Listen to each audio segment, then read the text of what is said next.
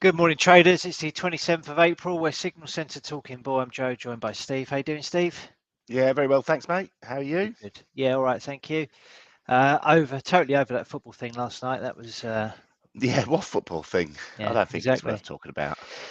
Definitely not. Anyway, let's crack on then, because there's plenty to get through. As usual, markets have been quite interesting of late, which is good. And the reasons why we'll go through now. So US equities retreated again yesterday, attempted to rally throughout the session, but were unable to sustain the advances and dipped into negative territory amid underlying reservations surrounding the economic outlook and reservations over the banking sector. Global equities overall lost ground. Again, with reservation over growth trends. And the risk conditions continue to dominate in pretty much all asset classes after a brief recovery. Fear tended to dominate later in the session. There was a tentative recovery in the confidence on Thursday, but sentiment remained fragile and choppy underlying trading conditions persist. Yesterday, we saw the euro briefly hit a 12-month high versus the US dollar at 1.1095, but was unable to hold on to those gains as a fresh dip in equities sapped euro support and triggered some dollar backing on defensive grounds. As expected yesterday, the Swedish Riksbank hiked rates by 50 basis points in line with market expectations, and the bank expects to hike rates even further still, but overall rhetoric was broadly dovish. The US trade deficit narrowed yesterday. The goods trade deficit narrowed sharply to a 4-month low of 84.6 billion for March from 92 billion the previous month, with a significant gain for exports and decline in imports. Today, big data out from the US. The GDP number is out later. The flash reading for the US first quarter GDP data will be released with a consensus forecast growth for 2%. The jobless claim data may be more important today because that's also out at the same time for overall sentiment towards the US economy. And then tomorrow we have the Bank of Japan policy decision. The consensus forecasts are for unchanged policy, although there is some speculation that there'll be a minor tweak in the yield curve control policy. So that's it for the headlines. Let's get into some charts. As always, if there are any requests, get them in reasonably early if you can, so we can cover as many markets as we possibly can for you all today. Steve, you can kick us off today with cryptos. Thanks, Joe. Yeah, here we go. Bitcoin. Now let's focus on the last couple of days, actually. Let's look at the 4-hour chart. Just get rid of a few little things on here. Let's get rid of the Ichimoku cloud, just have a clear look at what's going on price action wise.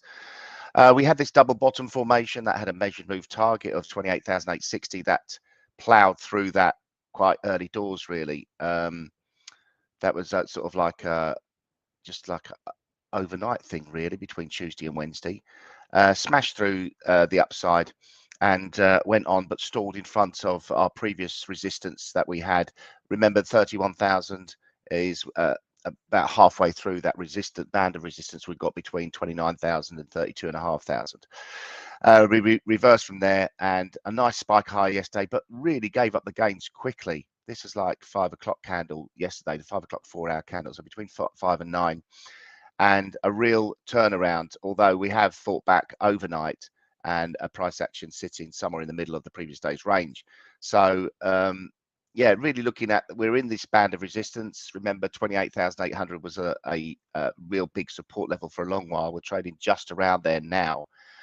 So really sort of failing to kick on and try and attempt that break through the upside resistance. So still on a little bit of the back foot, although from a short-term perspective, a 1-hour chart, we're through the Ichimoku cloud trading to the upside. We've had a retest and things like it so far. Ultra short-term trend intraday looking a slightly more positive, but overall we still have a heavy load above. Ethereum, looking at the 4-hour chart on this as well, similar sort of price action, back up and stalled in front of a previous confluence area or area of sort of like where we spiked up to and held resistance 1981. So we've posted what we could say is a lower high and went back down and posted a lower low as well. So still seems to be trending to the downside since we topped out from 21.50. XRP remains under pressure, still hanging around under the 50-cent level. I think from a psychological perspective, that's a level to watch. Broke down yesterday, got down to the lowest point we've seen since last Saturday. And actually, no, that's not last Saturday, is it? That's the 25th of March. So that's like over a month away. So yeah, under pressure. And although there's been a bit of a fight back overnight, really sort of like nothing to look at here, really. A bit sideways price action. So thoughts are probably more with something you can get your teeth into, like gold. That had quite a decent overall move over the last couple of days since we bottomed out at that reverse trend line 1970. We moved higher. We found some resistance around about the 2012 level, and even yesterday got up to 2010 before reversing, and we're attempting again today, trading at the psychological level of $2,000. 2050 is the main resistance that we can in plain sight. Above that, we've got the all-time high at 2075. Still feel like we've got opportunity to get there at some point, and the support obviously down at 1970, and maybe a little bit more support down at 1960, which is a reverse trend line before the 1935 level. Crude oil, negative day yesterday. I think it was a draw on the inventories, and price action has moved aggressively lower. We can see we've actually now filled the gap which we created on the 31st of March. So that's been taken out, and price action is well under the close of that 31st of March high at 75.69. That will be the resistance. There's plenty of moving averages hanging around that level all the way up to 76.70, the 55 and the 100-day above that. And so, yeah, on the back foot at the moment, crude oil. Take a look at the 4-hour chart as well. You can see very engrossed in this downward trending resistance, the Ichimoku cloud above. Yeah, levels of resistance levels above that initial 76.70 level is $79. The Brent crude premium has sort of like dropped. It's around about $330. Same price action yesterday. You can see that quite serious move over the oil inventories, where prices ploughed lower, and again took out that gap just before, actually. So that gap was filled, and support coming in around about the $77 level on Brent crude oil, with resistance back up at around $80. Natural gas has moved lower. We've made a little bit of an attempt to bounce, but it seems to be failing at the moment. We're in the Ichimoku cloud, so expect a bit more volatility. Still a bit of a gap on this chart here, down to 224 from 228. So expect that to be filled at some point. But the cloud doing a little bit of a job of support at the moment. Overall, the dollar index has moved slightly lower. Joe can show us that. Yeah, so that's led to a little bit of support for these dollar-based assets, but not enough for oil. Maybe enough for gold. Maybe. So still trapped within this wedge on the dollar index, and yesterday we can see that we saw a pretty decent move to the downside early in the session to engulf all of the gains that we made in the previous day. So we posted a bullish outside candle on Tuesday and almost reversed that entirely the next day. But this support level here at 101.30 seems to be doing the job still. We can see that prices closed above that, having found support at it yesterday. We've overshot it a couple of times previously, but it is a decent level. If we go back to the left-hand side, we can see it was a key low from back in May 2022. So still trapped in this wedge. I think we need to see a break to the upside, certainly above the highs that we posted on Tuesday, to confirm that maybe we're going to see a corrective move to the upside in the dollar index, but still not enough evidence just yet for us to get too excited about that. So for now, it looks like we may continue to see maybe mild bearish price action in the short term. Let's take a look at Euro US dollar. As mentioned yesterday, that hit a fresh high, highest level we've seen for some period of time. That's on the back of having posted a bearish outside day the previous session on Tuesday. So decent move to the upside, but failed to hold on to those gains. attempting to try and move higher again today, but there does appear to be resistance here at 110.75. So while that remains the case, it may be that we are due a bit of a pullback here. Certainly to the lower end of the bullish channel would be the kind of first target area on the downside. If we can break above these highs and close above it, then that opens up potential avenue towards the 61.8% fib level at 112.75. Let's take a look at cable. No new highs there yesterday.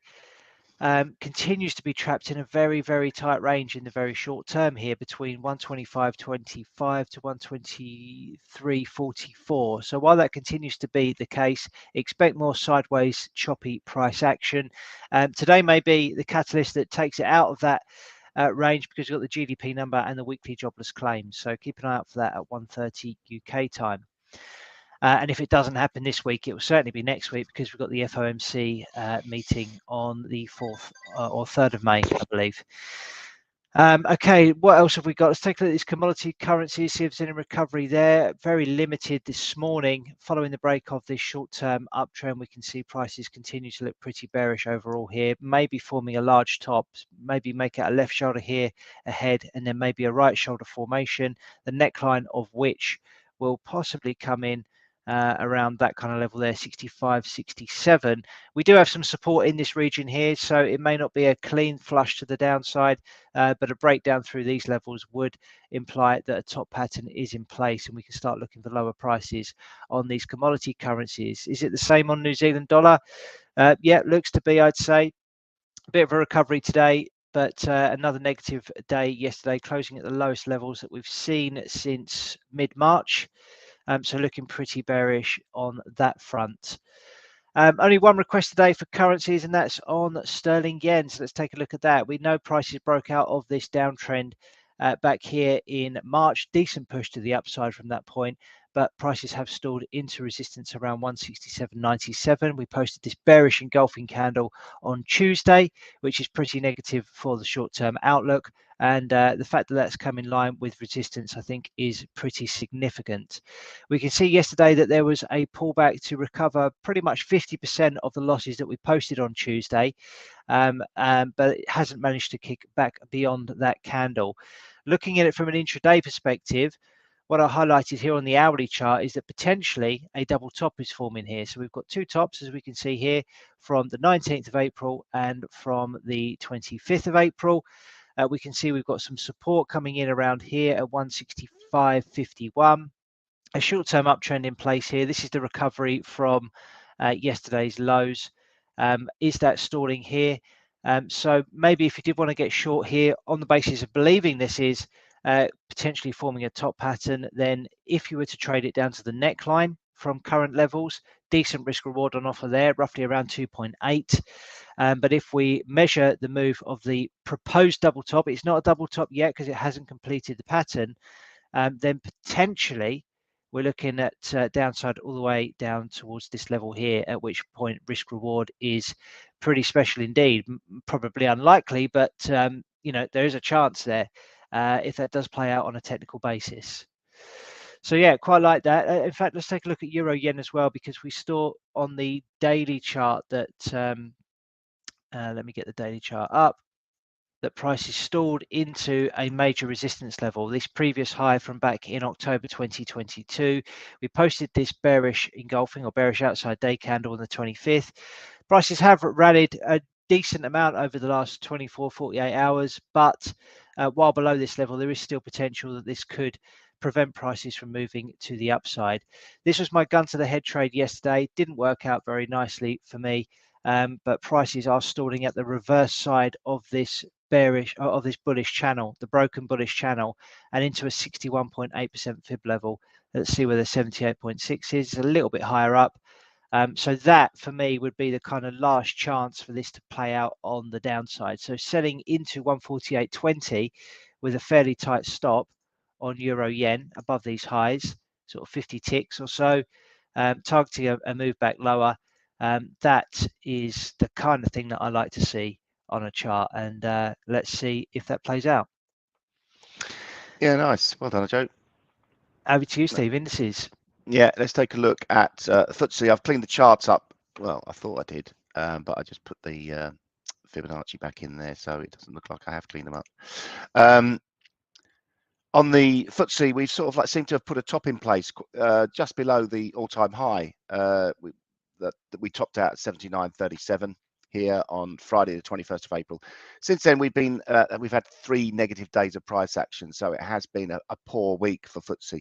We can see momentum as well on the MACD shifting to the downside, getting a crossover on there, and we can see that as we've rallied, the actual ranges have sort of closed in. So we have sort of like seen this bearish divergence where price action is going up, momentum is shifting lower, as well as the ranges. So giving up a little bit at the upper end.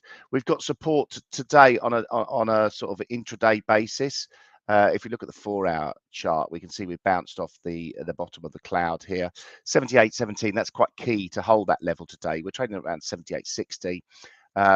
Plenty of sort of like room on the upside for a correction because we have had a bit of a decent sell-off. We can see if we take all these like 4 points together where we've had these intraday rallies, probably looking at 78, 77 really as a first line in the sand, which the bears will try and defend, and obviously the top of the cloud, and you've got a huge confluence of price action here going back all the way to mid-April. On the DAX, take a look at the daily chart as well. We can see that we pushed through them highs from March, pushed higher, got up to 15,900, stalled around there, and reacted lower. We've got the potential for a really nice double top formation. We tested the neckline yesterday and reacted higher. We've also tested it today and reacted higher. So are the bulls strong enough to defend? The momentum definitely shifting lower. And again, we can see that the ranges have tightened up as we've had this rally. So there's plenty of argument to say that this could be a nice break to the downside. It's more of a seller break or sell into the sort of like highs from a contrarian point of view. Obviously, trend traders would be saying this was the opportunity to buy the dip at this neckline, but I think there's still a little bit of a way to go to see that play out. Ranges in the DAX are up to 175 points. Today we've only had 100. No, we've only had 80 points. So definitely looking for a bit more of a move. Are we going to get that rally back to retest yesterday's high, or are we going to extend lower? We'll have to see how that plays out. At the moment, it's on the back foot after testing the dip this morning. The Dow, take a look at that as well. Similar sort of price action. We've stalled in front of the previous resistance levels where we tried to form this double top formation. Didn't play out. It sort of like failed almost. But we do have quite a nice little trend line that we've sort of like can pick up from here, from this point from the 3rd of November, multiple touch points, retest, broke down lower, we're retesting again at higher levels, and it does seem to be sort of giving up around here. So a little bit of a top in formation. Again, if you break it down to intraday timeframes, you could probably see some sort of double top formation, even maybe head and shoulders if you squint really hard. But at the moment, yeah, 2 days of negative price action really put this under pressure, and we are at a really key support level. That is the support that we've seen on multiple touch points: 3rd, 4th, 5th, 6th, and the 10th of April. Poked our head through it yesterday, or poked our bottom through it yesterday, I suppose, and really sort of like deciding on where to go next. Yeah, indices under pressure, US especially, and we've got earnings season, so really looking out for each release of those big tech stocks as well. Same sort of price action really in NASDAQ. For me, this is a potential for a decent double top at quite significant levels, and you can see this was a previous resistance, now turned into support. Broke through it on Tuesday, and we were below it on Wednesday, but we managed to bounce from here. So positive at the moment, but it's a bit shaky. Yeah, that's all I can say on this. And S&P, my favorite index at the moment, nailing this in the gun to head trade ideas that we do. So I'm happy with how this is playing out. This bullish channel really I've focused on, and also the failure at this previous double top placement here.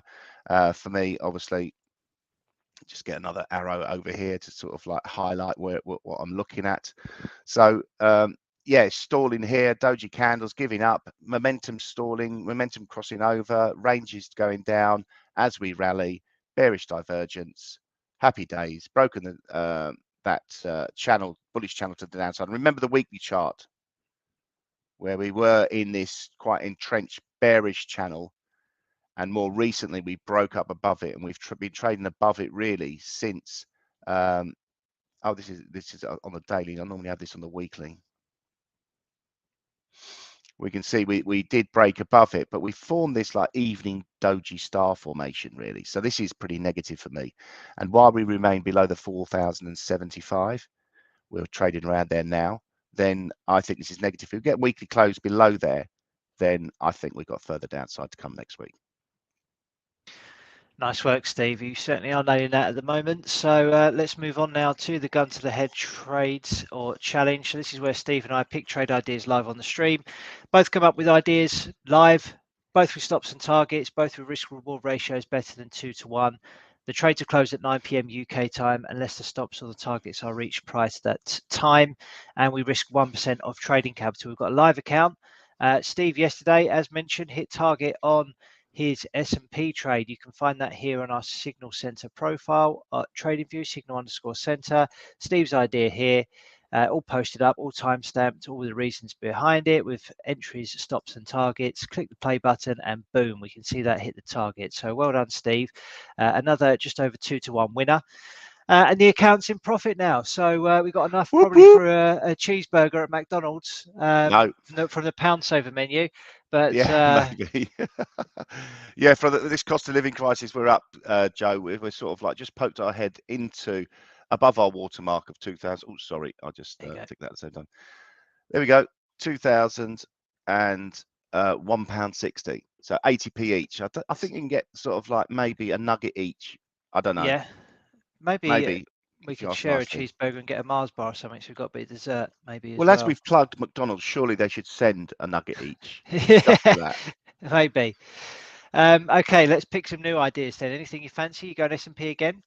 I'm very tempted, to be honest. The weekly chart obviously telling me I should be, and it seems to be the sort when you get like into the flow of a certain asset, you seem to pick these timings like we did. So my previous trade idea, I was selling up here. Now I'm selling. Then yesterday we had this rally overnight, and I sold into that bounce. And it feels a similar sort of thing that's happening here. We've got the resistance from the first initial dip, which was like the Tuesday night's close, which is a 4,073. It's a key level. And, you know, if you just sort of like went like that, you'd still feel like you've got a little bit of a chance on downside. Anything else lining up for it? I mean, the 4-hour chart is like a little bit of a warning. You can see the sort of like trade ideas here, sold it here, bought it here, sold it here, bought it here. So play this really nicely, but you sort of like have had quite a nice reaction from this 4,050 level. Don't actually know why that's, oh, that's a level from way back in February. So seems to have hit that to the T. Almost feels like, yeah, I might look at something else, Joe. Have you got anything lined up? I want to have another go at Euro Yen. I had obviously success on it earlier in the week, but then got stopped out yesterday. But yeah, it looks like it's had a decent turnaround in the last hour, posting a shooting star candle. We can also see this was into resistance here. So the main reason behind this really, daily chart, let's bring that up. Major resistance here. And we saw this bearish outside candle posted on Tuesday. So yes, we saw a recovery yesterday. But for me, it's not really enough to reverse the thoughts I've got on this and still think lower prices are potentially likely. So looking at the intraday charts, we've got a bullish trend which is broken.